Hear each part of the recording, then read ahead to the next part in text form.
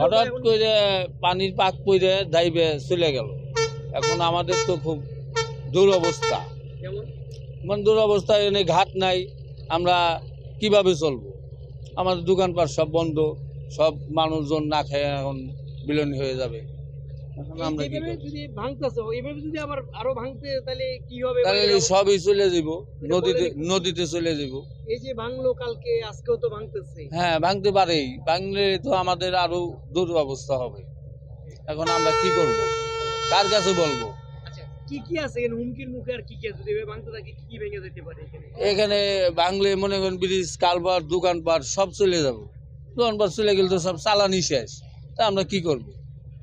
কিছু তো আমাদের করার নাই, আল্লাহ যদি নিয়ে যায়।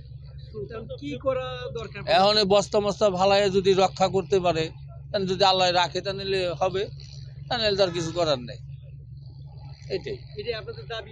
এটা আমাদের দাবি আছে, বস্তা ফালাইলে মোটামুটি আমরা মনে হয় একটু থাকতে পারবো, এটা আশাবাদী আমরা।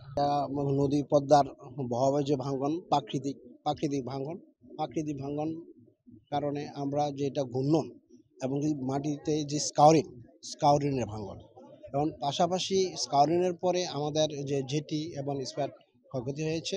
আমরা প্রাথমিকভাবে যে আমাদের যে নদীর পাড়ের যে মাটিটা ভেঙে পড়তেছে, ওইটা রক্ষা করার জন্য আমাদের প্রাথমিকভাবে আমরা কিছু জিও ব্যাগ ডাম্পিং করতেছি। আর পরবর্তীতে আমাদের পর্যাপ্ত বাজেট আসলে আমরা ওই ধরনের ভালোভাবে কাজটা যেন সম্পূর্ণ করা যাবে, ওইভাবে আমাদের কর্তৃপক্ষকে মন্ত্রণালয়কে এইভাবে জানানো আছে, কর্তৃপক্ষকে জানানো আছে।